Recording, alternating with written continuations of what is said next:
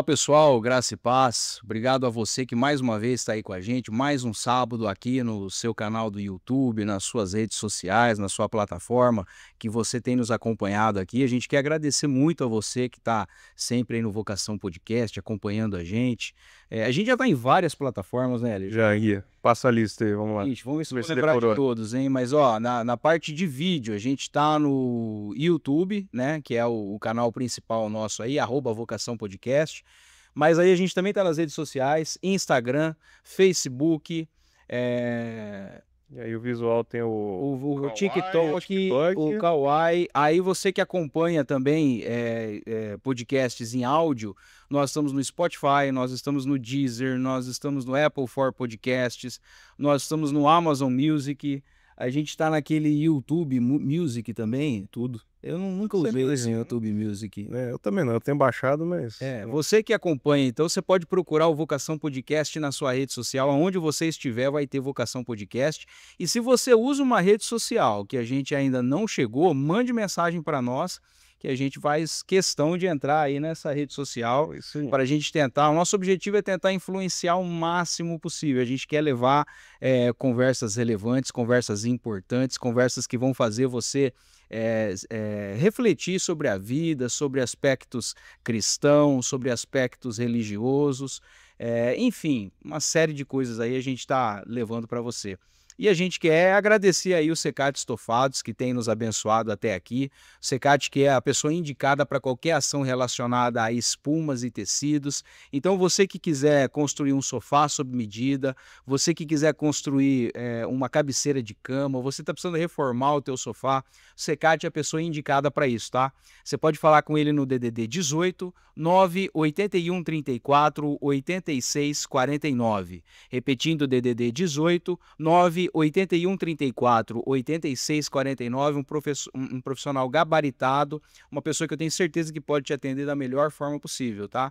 E também deixar o contato aí do Vocação Podcast, que é o número de WhatsApp nosso, você que quiser falar conosco, esse é o nosso telefone, é o DDD 18 997 37 90 63. Repetindo o DDD 18 997 37 90 63, vai estar o QR Code fixo na tua tela aí durante toda a entrevista. Você que quiser fazer uma doação para nós em Pix, essa é a nossa chave Pix.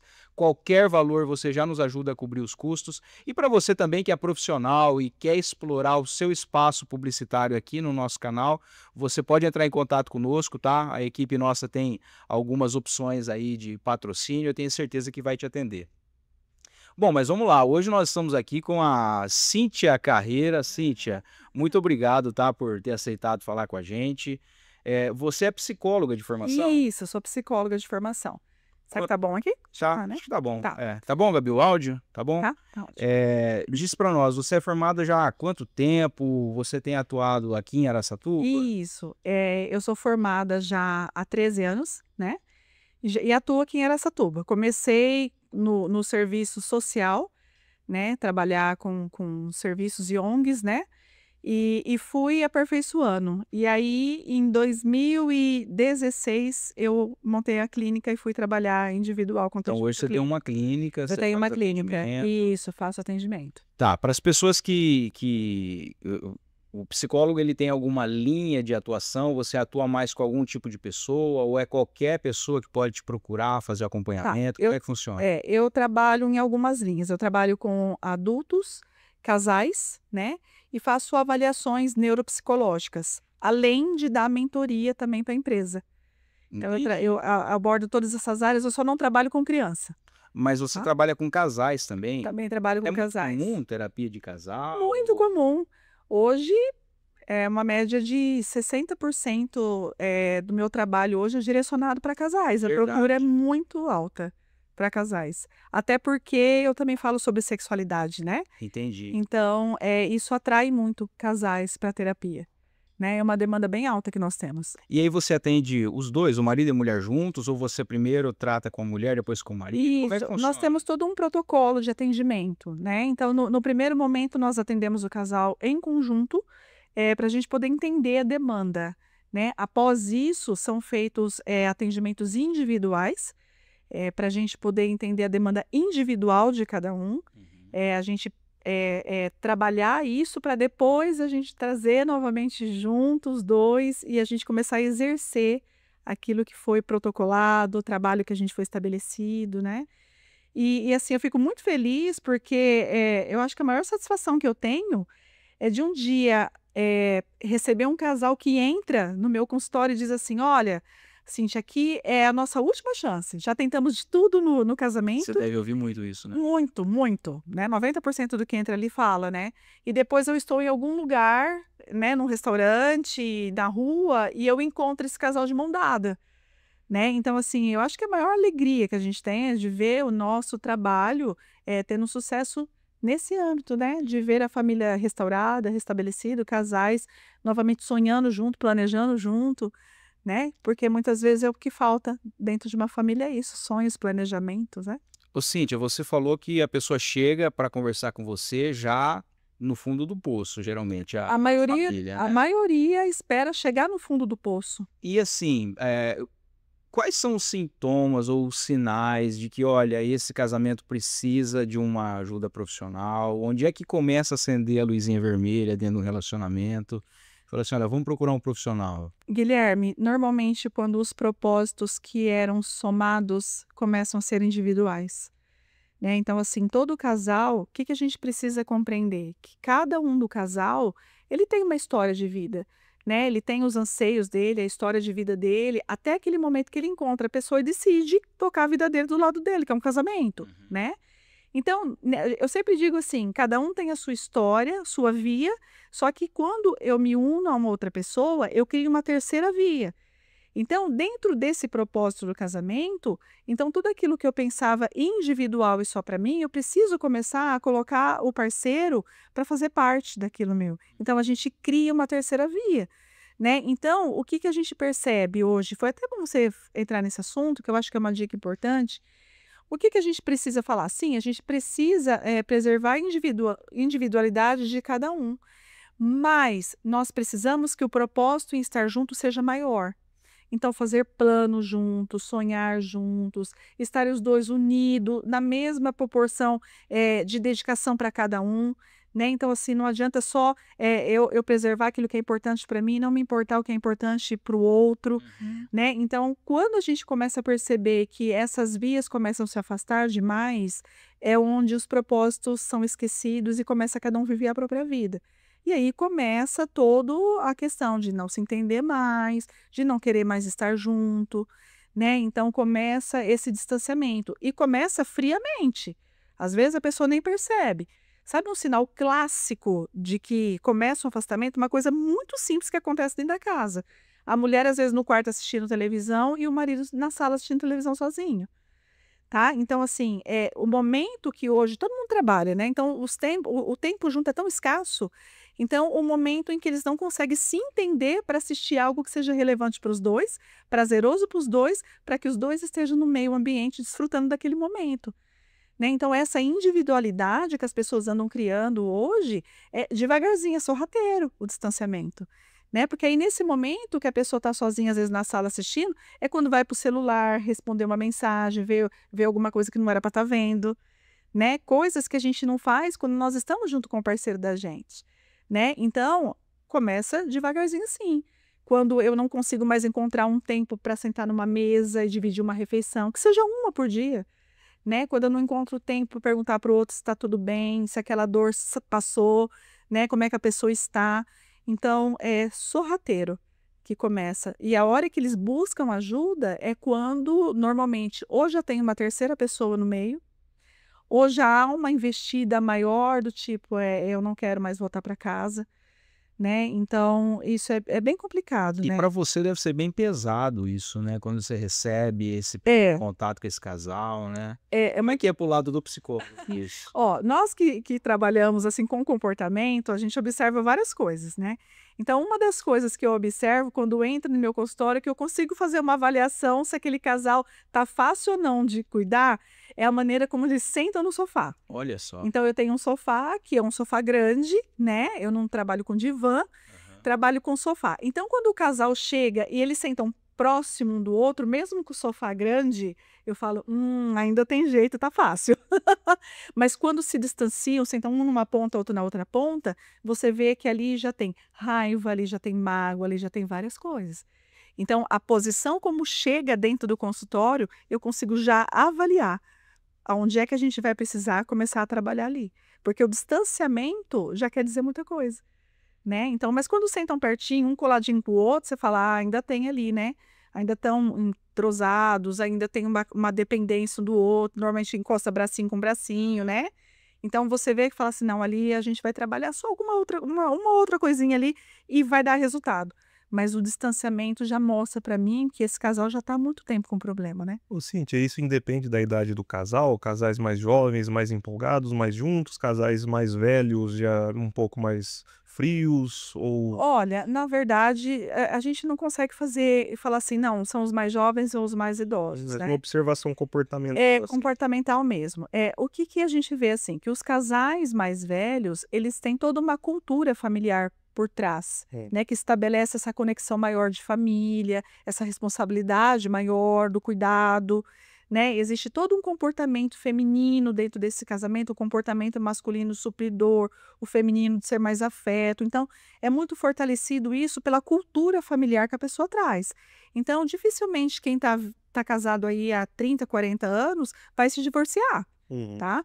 Mas hoje, né, essa questão hoje muito, assim, hoje tudo é imediato, Sim. né? Então as pessoas elas namoram pouco, elas se conhecem pouco, elas casam rápido e separam rápido. Então não tem dentro desse imediatismo, não tem essa questão de buscar uma ajuda, um aconselhamento, né, de sentar e conversar e tentar resolver e manter. É tudo muito rápido, é tudo muito expresso. Ah, não deu certo? Então tá, vamos pro próximo. Até mesmo pela tecnologia também, você encontrar um Exatamente. parceiro, então já vai pro próximo. Mas sabe uma coisa assim que me preocupa bastante? Hoje, a título de informação, então tem muitos canais dando dicas para casais, essas coisas. Mas alguns canais não são sérios, né? Então a gente vê matérias de empoderamento muito forte e que age muito, né, dentro do casamento, trazendo esse empoderamento individual, que é justamente o que a gente tenta trabalhar ao contrário. Ou seja, tá fazendo mais mal do que bem. Isso, mais mal do que bem, né? Eu vou falar até abertamente, porque isso não tem problema nenhum para dizer, eu sou completamente contra o feminismo e não é nem por uma causa minha pessoal ou crença. É uma questão de que eu trabalho com pessoas e eu trabalho com casais onde essa visão feminista é um dos maiores problemas dentro de um relacionamento que separa casais, tá? Então, assim, esse empoderamento feminino que é completamente contra a família, contra filhos, contra tudo aquilo que eu acredito e que eu acho que é o bacana para o ser humano, que é ele ter um lar, ele ter uma família, ele ter um lugar que ele se sinta amado, acolhido, a visão feminista, ela afasta isso, né? Ela afasta esse sonho da gente, esse desejo de ter uma família, de ter filhos, essas coisas, né? Eu respeito quem pensa diferente, não tem problema nenhum, mas dentro do meu conceito de alguém que trabalha com família, que trabalha com pessoas, eu não consigo ver o lado bom disso. Imagino que dentro de um tratamento em família, se é que nós podemos usar essa palavra, mas no tratamento desse casal, eu acho que o importante, e me corrija se eu estiver errado, mas é os dois entenderem cada um a sua função Isso. dentro do casamento, né, e respeitar o lado do outro. Seria isso, né? Eu gosto muito de uma frase que eu sempre ouço, assim, né? Eu trabalho muito com esse nicho cristão e a gente sempre fala assim: a gente casa para fazer o outro feliz. O nosso maior desejo tem que ser ver o nosso marido, a nossa esposa feliz, né? E se isso for vice-versa, a gente consegue encontrar um equilíbrio, né? Então, para mim, não é um castigo, às vezes, abrir mão de algo que eu quero em favor do meu marido, porque se aquilo deixa ele feliz, eu também fico feliz, então aquilo não me faz falta, Sim. né? Então, quando a gente parte desse pressuposto, desse entendimento de que a felicidade de quem eu amo é importante para mim, eu fico feliz pelo simples fato de ver o outro. E aí, quando a gente estabelece esse equilíbrio entre um e o outro, o casamento flui, o relacionamento flui. né? E, na verdade, eu penso, Guilherme, até que esse princípio da gente olhar para o outro e ser feliz com a alegria do outro, isso é para nossa vida em tudo. Sim, Para nossa área profissional, para sim. nossa área familiar, é para tudo isso, né?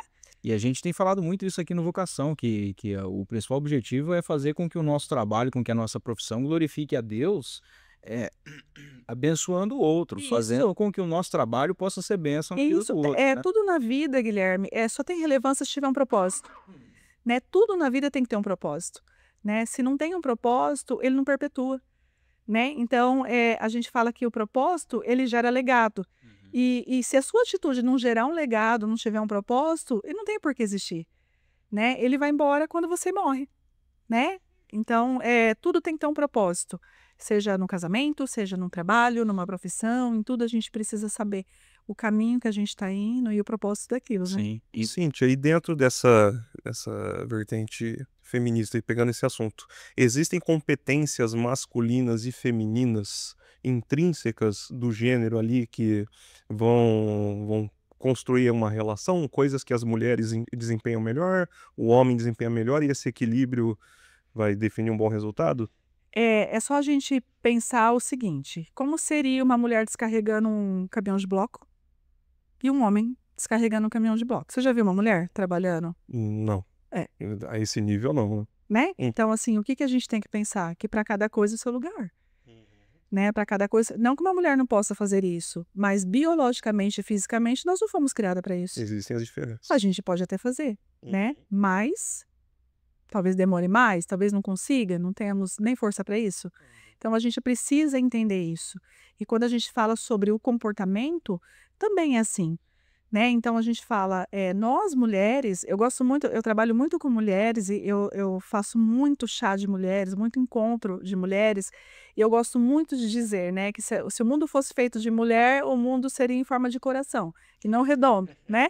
Porque nós somos coração. Mulher, a nossa super força está justamente no nosso afeto, E isso é né? uma força que o homem não tem, né? Isso, por quê? Porque o homem é mais racional. Sim. Então, as pessoas ficam bravas. Quando a gente está falando de casais, eu gosto muito de enfatizar isso, porque normalmente quem pede desculpa primeiro é a mulher.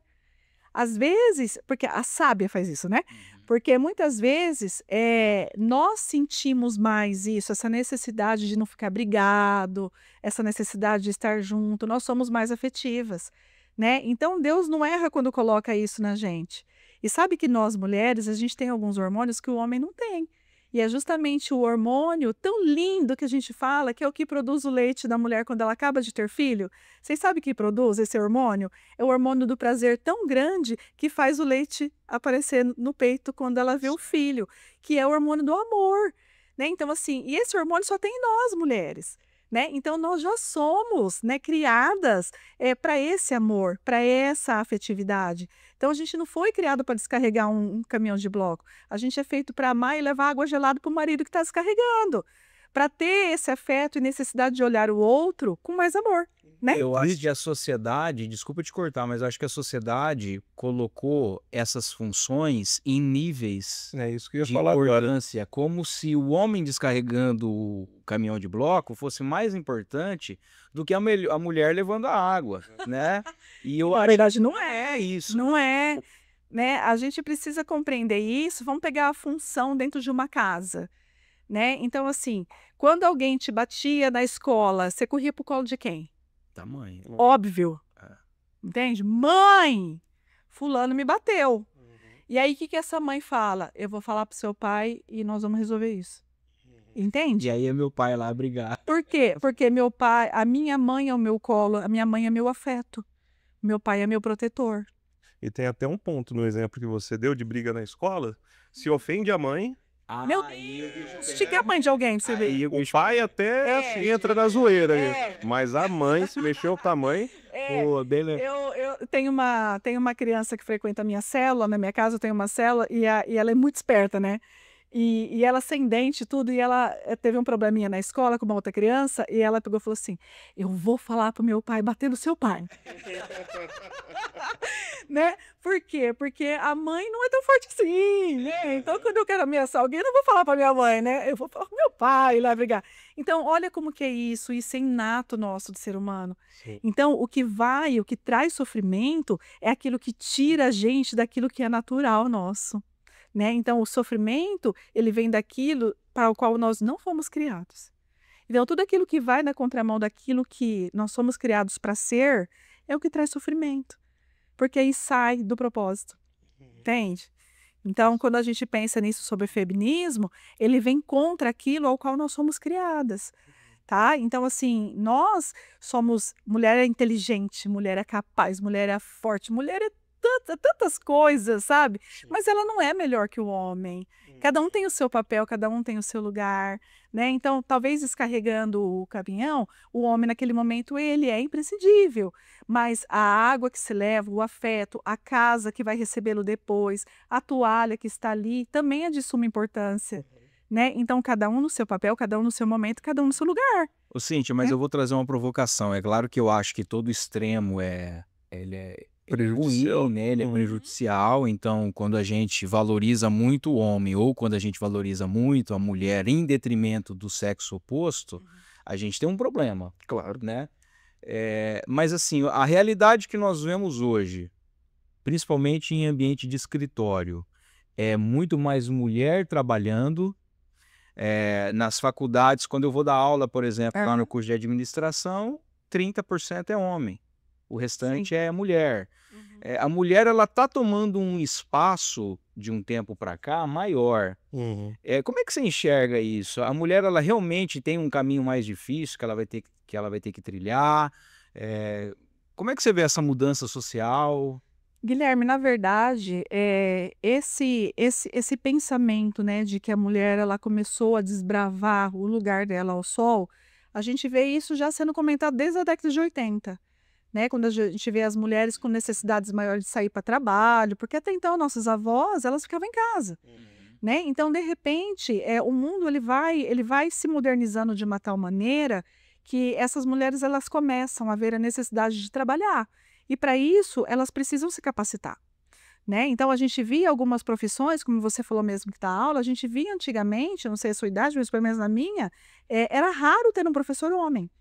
Então, a maioria eram o quê? Professoras mulheres, né? Então, aí, quando a gente ia para essas áreas mais de engenharia, mais exatas, a gente viu o quê? Mais homens. E hoje a gente vê já uma miscelânea aí, né? Esse equilíbrio dos dois, né?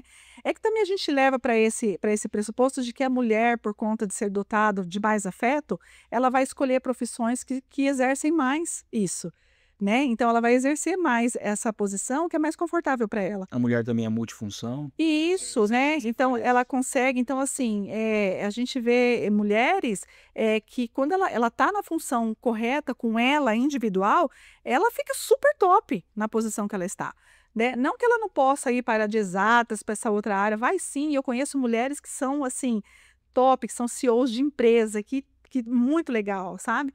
Então, eu penso que há um espaço para todo mundo. E a gente precisa quebrar esse paradigma de que a mulher ela está desbravando. Não, não. Nós estamos caminhando naturalmente para as coisas, diante da necessidade. Entende? Hoje as mulheres elas querem ganhar bem. Por quê? Porque nós estamos vivendo uma era de aparência. Então, as mulheres querem ganhar bem para quê? Ela quer ter um bom carro, ela quer ter uma boa aparência, ela quer fazer uma lipo, ela quer fazer as coisas. Então, em muitos casos, não são herdeiras. Então, o que ela vai fazer? Ela vai trabalhar, ela vai procurar uma profissão que dê um retorno para ela de acordo com a necessidade, o sonho e o desejo dela, né? Então, eu não consigo ver isso como uma questão de que a mulher está desbravando. Eu consigo mais ver uma mulher lutando pela individualidade dela, pelo desejo, pelo sonho e necessidade.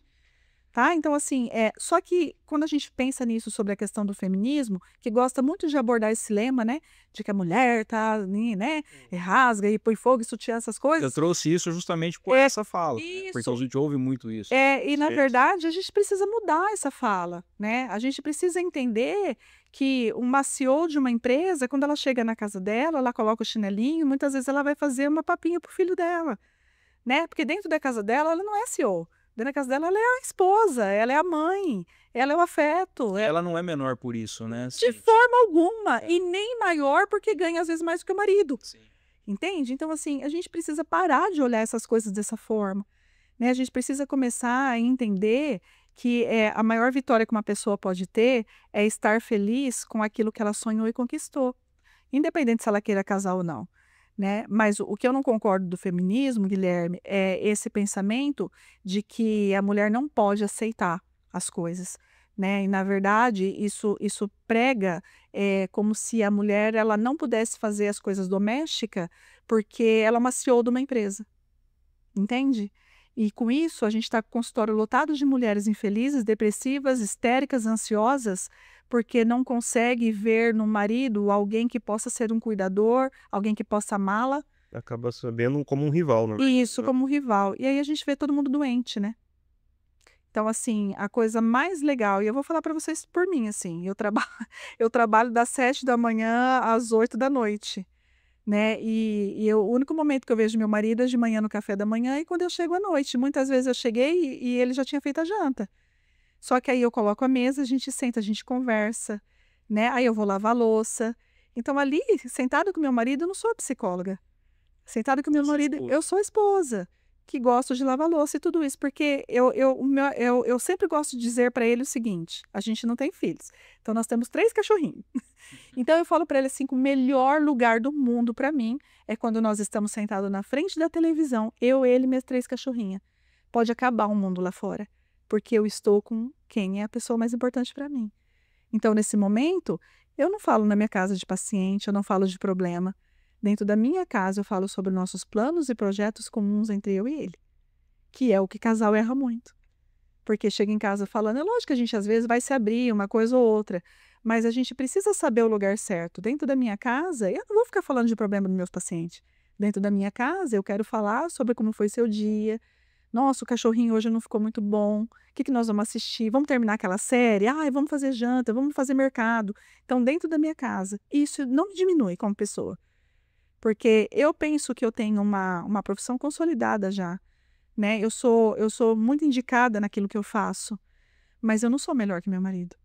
E quando eu chego em casa, é a profissão que eu mais gosto, dona de casa, né? E isso me ajuda nas questões minhas emocionais, relacionais, tudo isso, né? Muito legal. Ô, Cíntia, e assim, a gente tem visto você com 13 anos de profissão, né? Acredito que você já viu muita coisa e muita mudança social. E em 13 anos, acho que muita coisa mudou do ponto de vista do smartphone, Sim, desse vício que nós temos em dopamina, dessa questão do individualismo, porque às vezes o próprio casal está dentro de casa, sentado no mesmo sofá, cada um no seu mundo, e ali passa a tarde inteira, a noite inteira. Hum? Como é que você tem visto isso? Como é que isso tem refletido nos seus atendimentos, no número de pessoas que você está atendendo? Qual o risco do celular e desse vício de dopamina dentro dos lares? Guilherme, uma das coisas que eu ouço e me preocupa muito é quando o casal diz assim: eu só consigo falar com a minha esposa ou eu só consigo falar com meu marido mandando mensagem. Estão dentro da casa e eles estão conversando por mensagem. Já teve caso de um estar sentado na beirada do sofá, o outro na beirada do sofá, e eles mandando mensagem um para o outro, né? Por quê? Porque está se perdendo. Com essa questão do smartphone, fica muito mais fácil eu querer ou não atender uma ligação, eu querer ou não marcar se eu vou deixar marcadinho lá se eu vi a mensagem ou não. As pessoas estão perdendo esse potencial da comunicação, que é essa comunicação verbal que nós temos de olho no olho, né, corporal, tudo isso está se perdendo, né? Então a tecnologia, ela é muito boa para algumas coisas, mas ela sem um critério de uso, ela afasta as pessoas, né? E ela dentro de uma casa, vou pegar um exemplo agora, né? Eu trabalhei durante toda a pandemia, não poderia. Mas eu acabei trabalhando, entreguei para Deus, eu falei, Senhor, eu vou continuar trabalhando até o dia que o Senhor falasse para mim, não, fecha a porta. Então eu continuei trabalhando. E durante esse período, Guilherme, foi um momento assim, de experiência para mim muito grande a respeito de família e casal. Por quê? Porque o desespero era tão grande dessas pessoas ficarem junto dentro de uma casa. O casal não queria ficar tanto tempo junto assim. E aí, índices altíssimos de divórcio, assim, filhos. Sabe o que era estranho? Que nessa terapia de casal e de família, era como se aquele filho fosse algo estranho para aquele casal, para aquele pai, para aquela mãe. Esse filho não tinha nenhum tipo de ligação com esses pais, né? Então, quando foram obrigados a ficar junto no mesmo espaço, virou uma loucura. Sabe assim, pai não suportando filho não suportando pai, mãe no meio ali. Então, assim, quando realmente essas pessoas tiveram que conviver entre si, né? Então, foi terrível. Então, a gente vê o quanto isso aqui, ó, tem prejudicado as famílias. Uma das coisas que eu falo muito também quando eu estou atendendo casais a respeito da criação de filhos, que muitas vezes é uma motivação para que eles busquem a terapia, é sobre essa questão deles não serem imparciais na criação do filho um com o outro. Então, o pai. Mesma conversa. Isso, a mesma conversa, a mesma conduta, né? Então, assim, como eles não conseguem ter um entendimento, eles também não conseguem ter um entendimento a questão da criação dos filhos. Então, a mãe acha muitas vezes que o filho tem que vir para a mesa, sentar, almoçar junto, conversar, desligar o celular na mesa, que é o que eu recomendo para casais, por favor, né? Não vai para um restaurante e fica no celular ou então em casa, desliga, aquele momento de família é importante, né? Outros acham que deixar o celular na mão do filho, ele dá sossego, ele não encher do saco, tá bom, né? E isso tem distanciado as pessoas. Então, nós vimos isso na pandemia, isso se estendeu para agora, as pessoas não conseguem mais viver sem o celular, né? As pessoas estão completamente dependentes disso e levando como regra de vida aquilo que se lê. E se lê tanta bobagem, né? Então, assim, olha o cuidado, né? Então, uma das minhas orientações também, Guilherme, a respeito de quem tem filho, porta de quarto é aberta, tá? Computador, tablet, no lugar onde o pai e a mãe entram, ele tem acesso à tela, tá? E o filho detesta isso. Deixa de detestar. Você manda na tua casa. Sim. Né? Então, assim, essas coisas que a gente vai orientando, por quê? Porque os perigos estão aí. E quantos casais se separam porque eles não têm esse mesmo entendimento na condução da criação do filho? Né? Então, são coisas que a gente precisa estar atento, que a gente vai orientando, né? Na terapia, olha, né? Precisa ser mais assim, o pai tem esse papel importante na questão da autoridade da casa, a mãe tem esse papel importante no âmbito da educação da casa, do afeto, de ensinar o filho a dividir as coisas, o pai de deixar o filho mais forte, né? Então, ser mais corajoso. Então, a gente vai conduzindo tudo isso, né? De uma forma que seja boa e agradável, né? Porque o que sai fora disso, Guilherme, é onde dá problema. Né? É onde dá problema. É o a mais que dá problema, né? E assim, quando a gente vivia sem tecnologia, as famílias eram mais unidas, né? A gente conhecia mais um ao outro. E a gente vivia. E vivia. Sim. Hoje a gente não consegue imaginar o que é a vida sem tecnologia, sem celular, sem computador, mas a gente vivia. Sim. Na época da internet de escada. Agora, Um barulhão demorava. Até conectar dava tempo de reunir a família, conversar, né? Ô, Cíntia, mas aí pegando essa questão geracional, o que você enxerga dessas novas gerações quando elas forem constituir uma família, forem ter relações com os parceiros? Claro que é um exercício de futurologia. Eu fico pensando e fico bastante temerosa, tá? A primeira coisa é porque eu enxergo hoje a nossa juventude extremamente fragilizada emocionalmente, tá? Eles não têm resistência a nada, não têm resistência a um não, né? Então, são assim, teimosos, geniosos, querem independência, mas não sabem lavar um copo, né? Essa visão também, nós estamos falando sobre esse medo futuro, né? Sobre essa geração. Quando eu falo sobre o feminismo, eu gosto muito de bater isso, porque nós não estamos falando só de mulheres. Nós estamos falando também de um movimento onde subjuga a parte masculina. Então, nós estamos vendo esse movimento crescer. Uma hora a gente pode até bater um papo maior por isso, porque eu pesquiso muito a respeito do feminismo, e a gente vê alguns movimentos vindo da Europa para cá sobre essa questão do homem ser realmente mais fragilizado. Né? Então, eles colocam uma condição de que o homem ele tem que ser tão sensível quanto a mulher. Né? E isso tem fragilizado a imagem pelo qual as mulheres têm olhado para os rapazes hoje. Então, nós vemos, assim, às vezes a gente vê uns memes na internet aí, parece engraçado, mas não é tipo assim, quem casou, casou.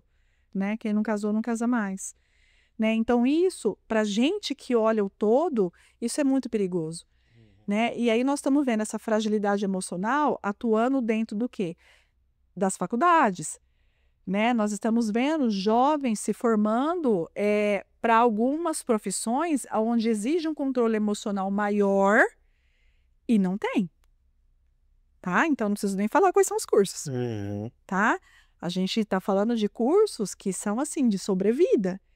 Então, nós estamos vendo pessoas se formando tecnicamente, mas sendo completamente infantis no âmbito emocional, para tomar decisões, para acolher responsabilidade.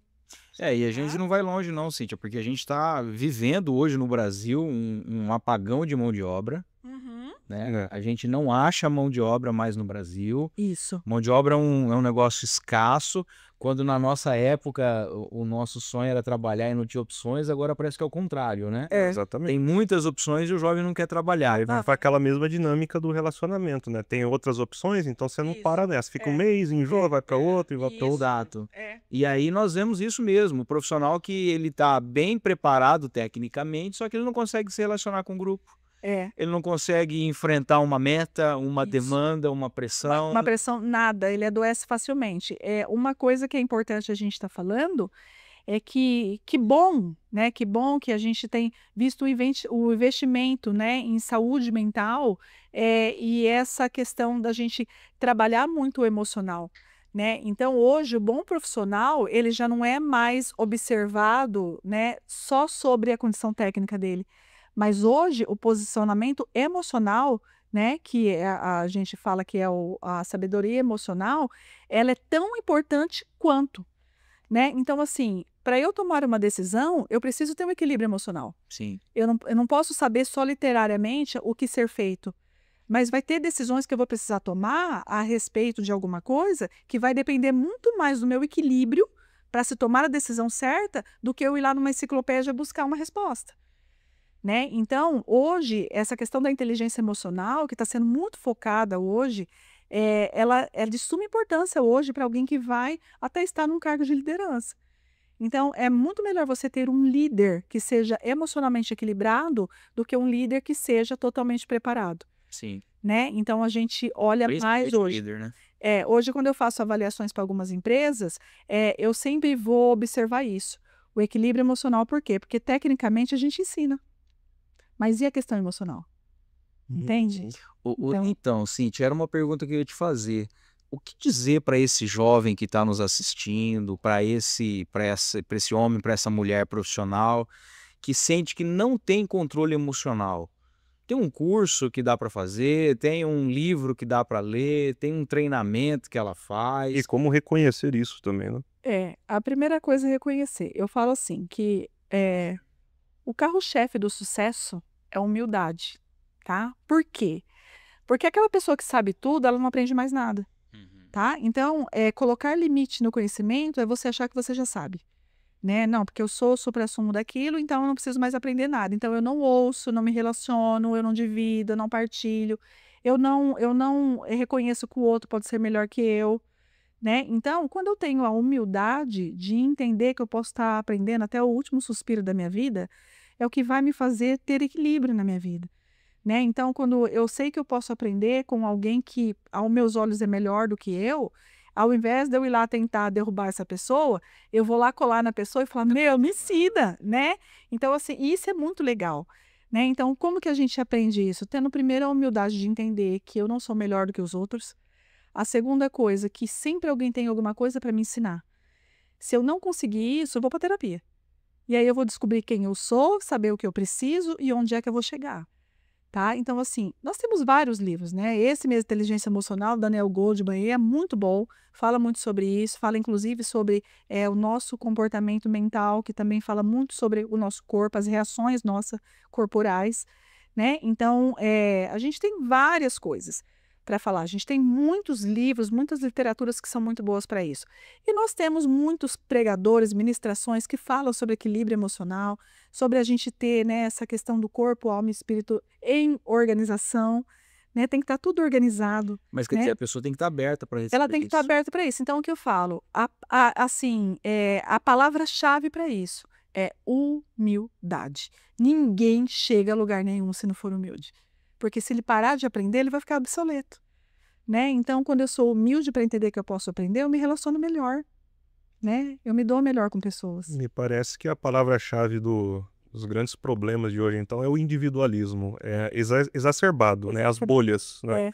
Porque você não tem humildade para reconhecer que precisa do outro, seja no âmbito de casal, seja no âmbito profissional. Tudo. Às vezes você não tem humildade de procurar um profissional, De buscar uma né? ajuda, Buscar uma terapia. de ouvir uma palavra, de ouvir uma opinião contrária à sua, né? Então, assim, tudo isso criam nichos de pessoas que colocam outros dentro de uma bolha. Então, quem pensa diferente de mim não serve, né? E, na verdade, a gente precisa trabalhar a vida da gente disso. Ninguém é igual a ninguém, né? As nossas digitais são diferentes, porque todos são diferentes.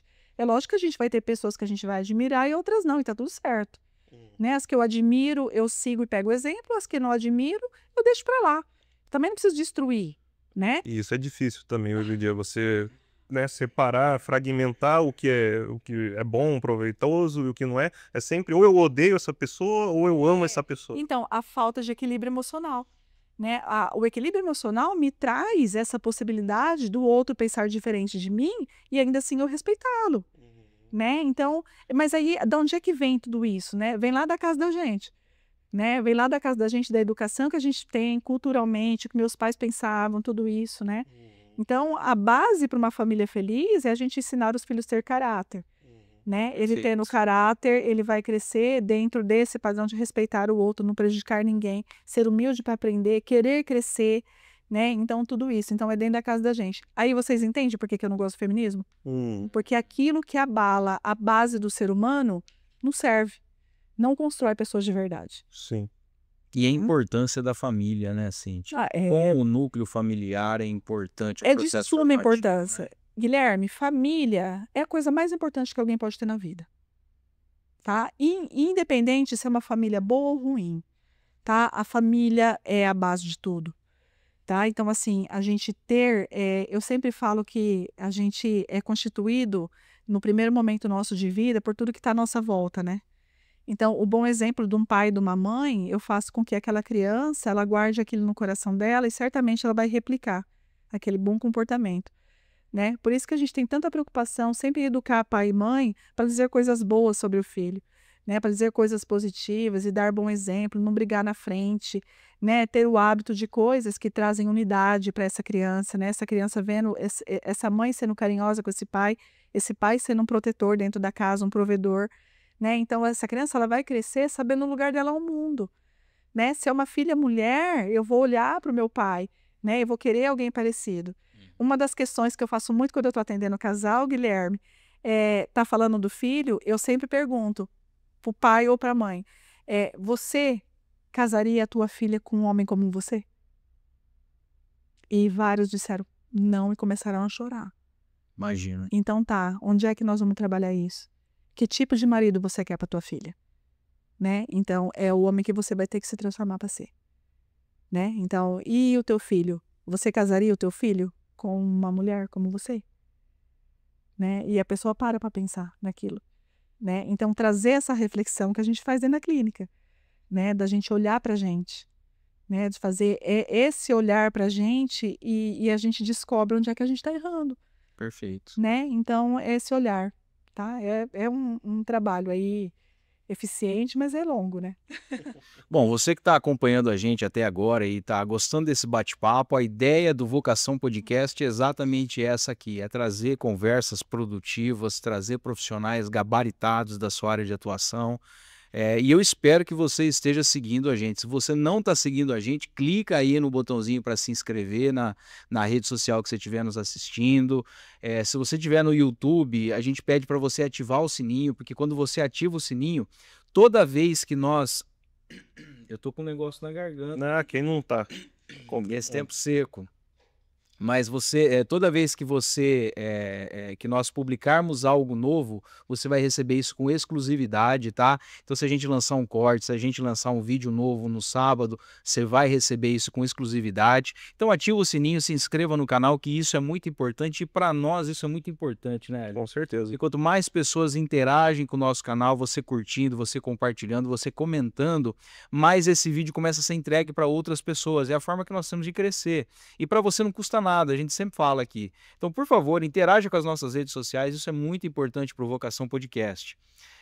E dizer novamente que são várias redes sociais, tá? A gente está no Spotify, está no Deezer, está no Amazon Music, está no Apple for Podcasts, isso em formato de áudio. Depois a gente está no Kawaii, a gente está no TikTok, a gente está no YouTube, no Facebook, no Instagram. Várias redes sociais aí, você pode acompanhar o material do Vocação Podcast. E a nossa promessa para você sempre vai ser um material de qualidade. Sempre vai ser uma conversa que vai edificar você. A gente pretende nunca trazer aqui uma conversa que vai diminuir o ser humano, diminuir as nossas funções biopsicossociais. Realmente a gente evoluir enquanto pessoas. Então a gente conta muito com vocês, tá? Deixar também aí o nosso telefone, o WhatsApp, que é a nossa chave Pix e que é o nosso canal direto de comunicação aqui conosco. Vai estar fixo na sua tela aí o QR Code. O nosso telefone é o DDD 18 997 37 90 63. Repetindo o DDD 18 997 37 90 63. Inclusive, se você quiser deixar alguma mensagem aqui para a Cíntia, você pode mandar mensagem para a gente faz essa ponte aí com a Cíntia. E também agradecer o Secate Estofados, que mais uma vez está com a gente. O Secate que é o profissional indicado para qualquer ação relacionada a espumas, a tecidos. Você que quer reformar o teu sofá está com problema, ele já não está mais tão confortável como ele era lá no início. E olha como o sofá é um personagem importante nas nossas histórias, viu?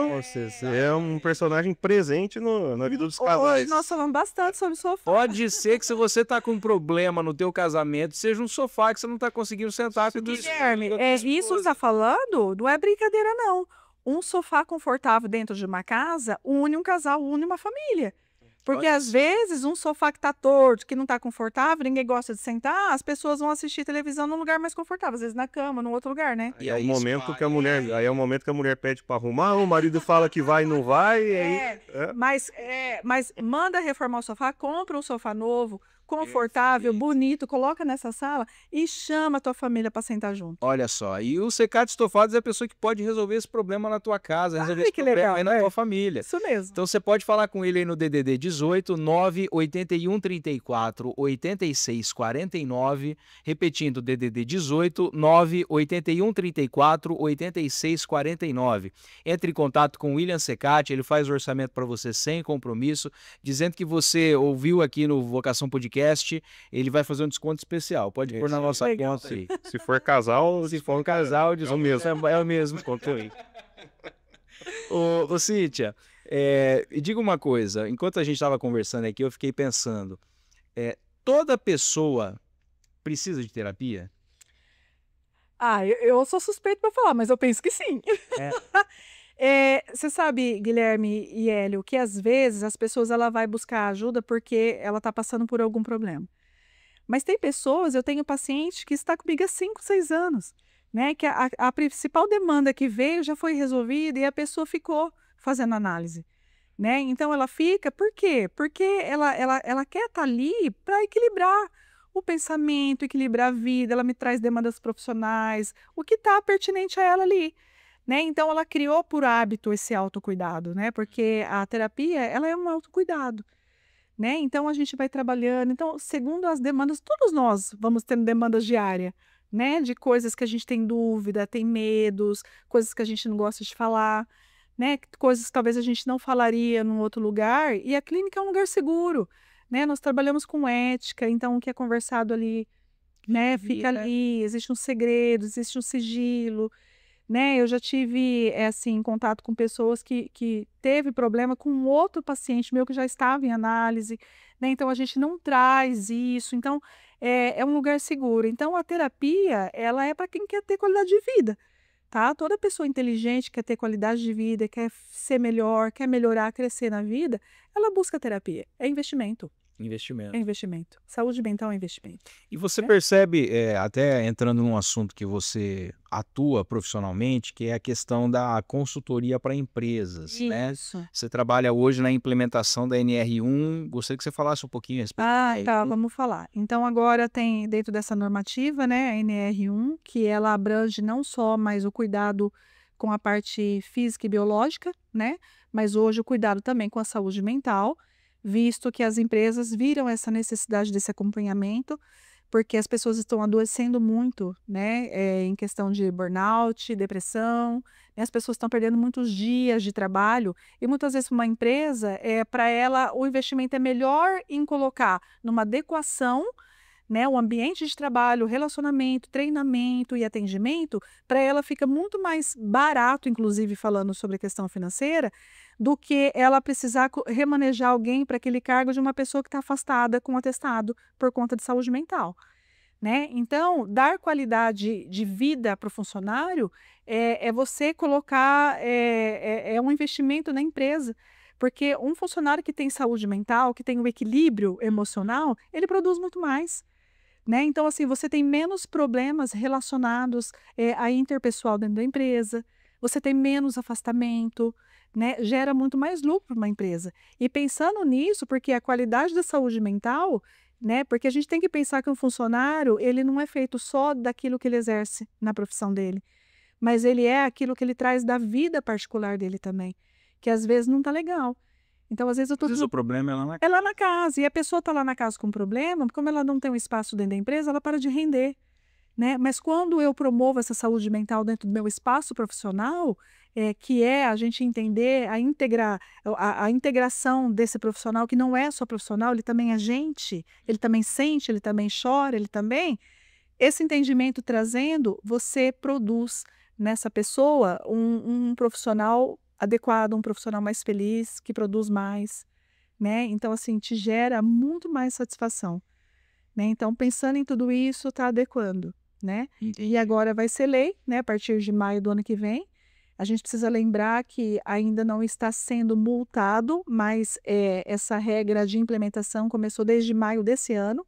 Então, quando a gente entra ali para ver as regras, né, do Ministério do Trabalho, ele já fala que já está vigorando desde maio de 2025. Só não está tendo ainda Só não está tendo a fiscalização. fiscalização, mas vai ter que estar implementado. E essa implementação, ela leva um tempo, Guilherme, tá? Então tem que fazer levantamento de dados, separação por área. Então, assim, não é tão fácil assim. Mas Tá? para o empresário que está nos assistindo aí, o que ele vai ter que ter cuidado na empresa dele? O que ele vai ter que olhar na empresa dele? Qual que é a tua atuação efetiva Isso. para essa A implantação? primeira coisa que a gente faz é um levantamento das demandas, né? Então a gente vai de área por área, por quê? Porque não é só a questão da pessoa estar irritada, estressada ou deprimida, né? A gente precisa fazer o levantamento do como aquele ambiente que ela está inserida está proporcionando ou potencializando isso na pessoa, né? Às vezes a pessoa que fica muito exposta a um lugar com muito barulho, essas coisas, não gera só a questão de audição, como é visto só dentro da insalubridade. Pode gerar um burnout. Pode gerar um burnout. A pessoa que trabalha é muito isolada das outras. Às vezes tem pessoas que trabalham sozinha numa salinha e ela pode gerar um burnout também. Por quê? Porque ela fica ali isolada e gera nela ansiedade, depressão, tudo isso. Só para a gente não ficar falando aqui em termos... Olha que coisa, eu trabalho num ambiente que tem as duas coisas. E o pior, eu não tenho quem botar a culpa, né? Que as pessoas vendem sozinhas. Exatamente. Mas talvez a gente conversar e eu te dar algumas dicas para você mudar isso. Maravilhoso. Mas o que é o burnout? O burnout é um estresse e um acelero por conta do excesso de coisas a fazer, tá? A gente usa Uma sobrecarga. uma digamos sobrecarga de trabalho que não é só o trabalho em si dentro de uma empresa, assim. Uhum. mas uma dona de casa ela pode ter um burnout, tá? Pelo excesso de trabalho, né? Então, assim, tem pessoas, Guilherme, que ela tem um pouco mais de sensibilidade. Então, talvez você não ficaria doente tão rápido ou não ficaria doente, mas talvez o Hélio ficaria. Então, Uma questão genética. uma questão genética, uma questão, né, de tudo aquilo que a gente é capaz de suportar e nós somos, assim, individuais nisso, né? Então, esse levantamento que a gente faz até para saber se aquela pessoa ela está adequada naquela área de trabalho. De repente, ela não rende ali trabalhando numa máquina, mas se você colocar ela talvez no outro departamento, ela rende. Caramba, mas é um trabalho bem minucioso. É minucioso e é trabalhoso. Então, assim, é até bom que a gente está falando sobre isso, porque as empresas estão deixando para a última hora. Tá? Então, e não são todos os profissionais que são qualificados para isso. Existe toda uma normativa, toda uma documentação que precisa ser feito nisso, tá?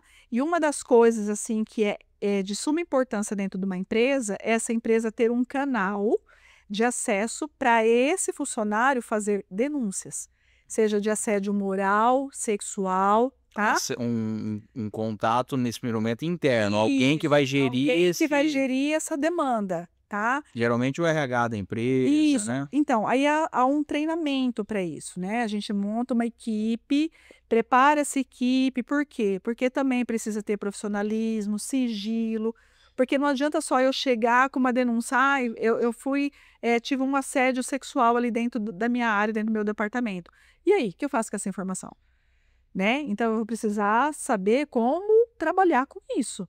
Né? Quais são os caminhos que eu vou trabalhar, se realmente eu preciso envolver um jurídico nisso, né? Como é que eu vou trabalhar isso, encaminhar esse seu servidor, talvez para uma terapia, proporcionar para ele tudo isso. Por quê? Porque são coisas que geram afastamento e geram também processos trabalhistas, né? Quer Então, dizer, não é só o conforto, por exemplo, o conforto térmico, o cara não. colocar um ar-condicionado, é importante sim, mas também um conforto psicológico. Exatamente.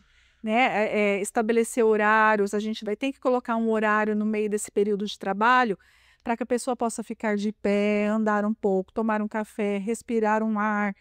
Esses lugares que não tem janela, né? Então a gente tem que tem também, está dentro da regra também, colocar alguns minutos para que a pessoa possa sair para o ambiente externo, tá? Porque tem pessoas que começam a ter ansiedade por estar num lugar que não tem janela, e tem tantas empresas, né? Então, assim, são pequenos detalhes que até então nunca se tinham pensado. E a tua função enquanto consultora ou profissional que vai trabalhar nessa implementação é justamente ir nesse ambiente, Observar tudo isso. fazer a sua análise, Isso, fazer os levantamentos. Isso. Uma vez que a gente faz o levantamento desses dados, a gente propõe um protocolo de atuação, né, de algumas mudanças, algumas coisas que vão trazer esse benefício da saúde mental.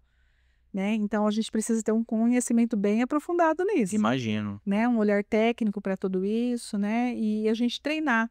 Porque como nós, igual no meu caso, eu não posso ficar na empresa o tempo todo. Né? Então, a gente vai treinar pessoas qualificadas para que tenham esse olhar de acolhimento e aí, se precisar, encaminhar para um psicólogo.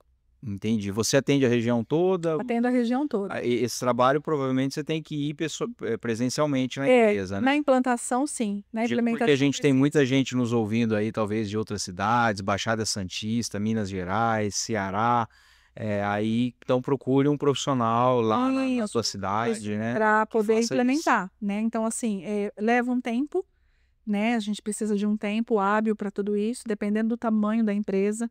A gente precisa de um tempo hábil, porque o questionamento é individual, o questionário que a gente passa, né? Os instrumentais de levantamento de dados.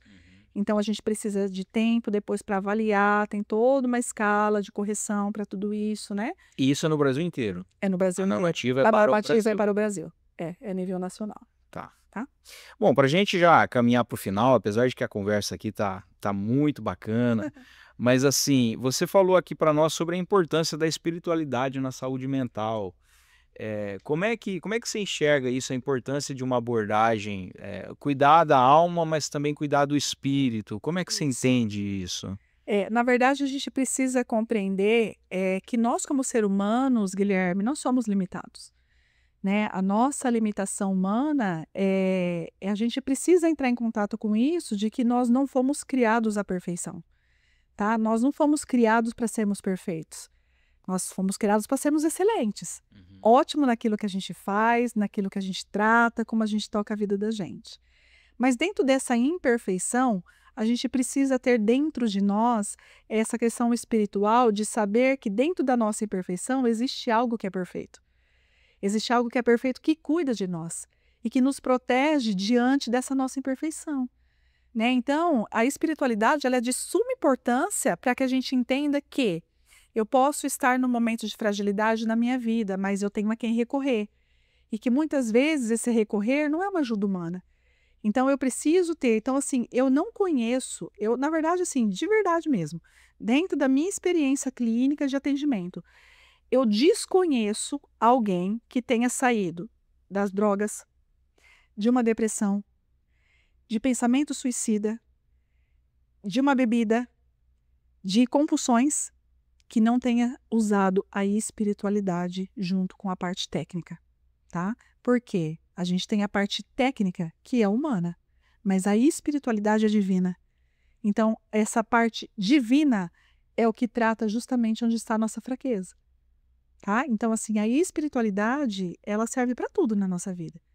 Desde a condução da gente criar um filho, desde a condução da gente escolher o que estudar, como trilhar a nossa vida, a espiritualidade rege a nossa vida, né? E o que eu estou falando, só para não dizer que é porque eu sou cristã, mas o próprio Jung, né? O Jung, que ele é um dos pais da psicanálise ali, brigou com o Freud, mas ele justamente entrou nesse embate porque ele dizia que todos nós, seres humanos, a gente nasce com uma caixinha preta dentro do nosso cérebro que é para ser preenchida com a parte espiritual, que é a fé. Ou seja, o próprio Jung já O próprio Jung reconhecia reconheceu a necessidade da fé, né? Então, seja a fé no que for, né? No meu caso, eu que sou cristã, minha fé está em Jesus, mas a fé em outra coisa. Tem gente que tem fé num santo, tem a fé. O importante é a espiritualidade, Entendi. entende? Entendi. Então, quando a gente vê essa necessidade, a gente compreende a nossa imperfeição diante de algo que é divino, perfeito. E isso junto rege a nossa vida, né? E que também eu acho que é um assunto também bem escasso hoje em dia, né? Porque além de problemas de cunhos gerais, a gente ainda tem esse problema da religiosidade, Isso. porque a gente vê uma geração que não se importa com Deus, não se importa com a espiritualidade, não se importa com buscar, né? Mas, Guilherme, eu acho que isso é até assunto para um outro podcast. E já fica o convite aqui, tá? Deixa eu falar sobre isso. Bate-papo. Sabe por quê? Porque, olha, gente, olha como que é forte isso que eu vou falar para vocês. Eu não atendo criança, mas eu atendo adolescente, né? Então, assim, eu sempre falo que há umas nuvens, assim, que passam. Então, tem uma época na minha clínica que vem muito demanda casal. Outra época, muita demanda adolescente. Outra época, muita demanda individual com burnout, né? E eu tive uma demanda, agora no início do ano, de adolescentes com pensamento suicida. Meu Deus. O que tinha em comum todos esses adolescentes? Todos eles se diziam ateus. Sem saber a profundidade dessa autodeclaração. E aí, quando a gente... Que às vezes é bonito, é gourmet falar que é ateu, diferentão, né? Moda. Moda. Então, ir na igreja é feio, é chato, é babaca. Entende? Só que a gente está falando de espiritualidade, não estou falando só de ir à igreja. Mas todos eles tinham vontade de morrer. Porque não tinha essa presença divina na própria vida. E aí não tem propósito. E aí não tem motivo. Entende? Entendo. Então eu quero morrer. Eu não tenho paz, eu não tenho prazer, eu não tenho sentimento. Então, para mim, morrer é uma saída, né? Então, assim, 100%. Todos eles que passaram, e não foram poucos, tinham isso em comum, de não ter a espiritualidade. Né? Olha como é forte. E você, como profissional, consegue traçar até uma linha comum dessas pessoas, né? Isso. Da gente observar isso, né? Que muitas vezes o que falta é isso. Né? A espiritualidade da pessoa. Ela rege a gente, não tem como dizer que não. Né? Ô, Cíntia, a gente precisa encerrar, a gente quer agradecer demais a tua disponibilidade, dizer que já fica aberto o espaço no Vocação Podcast para a gente tratar de outros assuntos. Eu acho que essa área da psicologia é uma área que nos chama muita atenção, né? A gente vê aí esses assuntos também de TEA, de autismo, Nossa, que a gente tantas está coisas, vendo sim. muita atuação importante dos profissionais de psicologia. Eu acho que vocês foram muito demandados depois da pandemia, né? Muito, muito. Até falando sobre isso, né? Como eu disse para vocês que eu não trabalho com criança, mas eu faço muita avaliação de TEA em adulto. Né? Tem muitas pessoas, que assim, o adulto ele já se autorregula, então muito das características que a gente vê em criança, o adulto já não tem mais. Mas isso, às vezes, uma resposta positiva sobre o espectro, responde porque que às vezes aquela pessoa ela tem muita dificuldade com irritabilidade, dificuldade de socialização, essas coisas. Às vezes ela não foi diagnosticada. Não foi diagnosticado quando era criança, e muitos me procuram, né? Até porque eu sou neuropsicóloga, me procura para fazer essa avaliação quanto adulto. E aí não tem muito a ser feito, a não ser a gente encaminhar para quê? Para que tome um antidepressivo, um ansiolítico, fazer um exercício, tocar a vida. Mas é interessante que quando a pessoa descobre isso, ela consegue se autorregular. né? Então, assim, tem muitos adultos no meio de nós, às vezes que a gente trata de adultos difíceis e, na verdade, ele é um espectro. Mas quer dizer que então não tem o que fazer quando na fase adulta? Então, a gente vai encaminhar para quê? Para terapia, se precisar de um acompanhamento para poder segurar um pouco a questão da ansiedade, a gente encaminha para o médico, para poder fazer o uso, né, de um ansiolítico, alguma coisa assim. E aí a gente vai colocando essas questões, né, de cuidar um pouquinho mais da saúde, cuidar do corpo, exercício físico, né, descobrir o que a pessoa gosta de fazer e focalizar ali para colocar um hiperfoco em algo bacana, né? E Então a gente vai trabalhando isso, olha tá? só. Ô Cíntia, a gente sempre encerra aqui o Vocação Podcast com um paralelo com a história de Martinho Lutero, que em certo momento Martinho Lutero foi perguntado por um sapateiro, o sapateiro falou assim: Lutero, como é que eu posso servir melhor a Deus? E eu acho que a resposta vem muito ao encontro do que a gente está conversando aqui. A resposta de Lutero foi: faça um bom sapato e venda a um preço justo. Uhum. No sentido de que quando a gente desempenha bem a nossa profissão, e a gente respeita o nosso espaço na sociedade e atua de uma maneira profissional, a gente está servindo a Deus. Sim. Então a minha pergunta para você é, Cíntia, como que um psicólogo pode servir melhor a Deus? A primeira coisa é se preparando para que esse dinheiro que ele ganha na clínica não seja injusto. Isso é uma preocupação que eu tenho muito, né? E entregar um bom trabalho, um bom atendimento, para que a minha consciência não fique pesada quando a pessoa faz o pagamento. Então, eu acho que essa questão da questão de você ser honesto com o outro é de uma profundidade. Outra questão é fazer aquilo com amor, né? Então, assim, eu trabalho com a psicologia e eu amo a psicologia. Mas mais do que isso, eu amo gente, né? Eu amo pessoas e eu acho sempre que pessoas têm jeito, né? Então, é uma maneira que eu tenho de amar a Deus, né? Dentro da minha profissão, entregar um bom trabalho.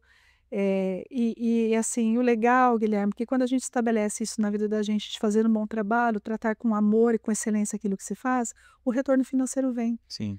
né? Então, assim, eu falo que eu não procuro ninguém, as pessoas me procuram demais, né? Então, assim, eu tenho uma agenda que eu não tenho mais espaço, né? Eu tenho fila de espera, tem pessoas que falam, se não for com você, não vai ser com ninguém, né? Hoje eu já tenho uma rede de outros profissionais também que trabalham a mesma linha que eu e que eu tenho segurança para encaminhar, né? Tem algumas pessoas que eu falo, vem trabalhar comigo, precisa me ajudar, né? E a gente vai levantando os profissionais, eu não tenho problema nenhum com isso, em dividir espaço, em dividir conhecimento, a gente para trocar ideia, né? Então eu penso que relacionamento é também uma maneira de amar a Deus, adorar a Deus, né? Mas eu sempre trabalhei assim, sempre com aquele foco que eu disse para vocês, sempre com a humildade, né? Então, assim, eu sou humilde para entender que eu não sei tudo, eu sou humilde para saber que eu tenho que aprender, eu sou humilde saber que eu preciso de outras pessoas, né? Eu tenho a humildade de entender que eu não sou melhor que o meu paciente, tá? Nunca me coloquei nesse lugar, né, de digitar regras ou dizer, olha, você está errado, você está isso. Nunca estive nesse lugar, né? Sempre estive nesse lugar de olhar o outro como a mim, né? Porque tem muitas demandas, Guilherme, que a pessoa vem dizer coisas que dói nela e que um dia eu já fui curada. Entende? Então, assim, é de olhar para o outro e dizer assim: eu sinto o que você sente, eu já senti, eu sei esse lugar que você está, né? Então, essa empatia é uma maneira de adorar a Deus também, né? Reconhecer o outro como sendo a mim mesmo, né? Ô Cíntia, que Deus continue te abençoando aí, te dando a sabedoria para continuar a tua atuação com pessoas, porque é um trabalho de extrema importância, não que os outros não sejam, Aham. né, mas eu acho que existem momentos na vida que a gente precisa muito do pastor e o pastor precisa ser pastor. Sim. Tem momentos que a gente precisa muito do médico e o médico precisa ser médico. E tem muitos momentos que nós precisamos de um psicólogo e o psicólogo precisa ser psicólogo. Você sabe uma coisa que você disse agora que eu acho muito legal? Como eu já estou há muito tempo trabalhando com psicologia e como eu visito muitas instituições religiosas, né? Porque eu vou muito nesses lugares e eu acabo conhecendo liderança. Então, 50% do meu público de atendimento hoje são lideranças, Olha só. né? Então, assim, são pastores, missionários, né? Que eu atendo hoje no consultório. E o mais legal disso tudo, e que eu sempre falo assim, meu Deus, que privilégio, né? É receber um homem de Deus que expõe diante de mim as suas fragilidades, Sim, né? sim. Então eu falo sempre assim, falo, meu Deus, que privilégio, né? Porque quando chega ali, não é o pastor que senta na minha frente, é o homem. É o CPF. Não é o... Né? Então, assim, isso é muito legal. Então, eu tenho esse privilégio, né, de trabalhar com pessoas que eu admiro. Isso é muito legal. Que legal. É Parabéns. muito Que Deus gostoso. continue te conservando aí nesse trabalho.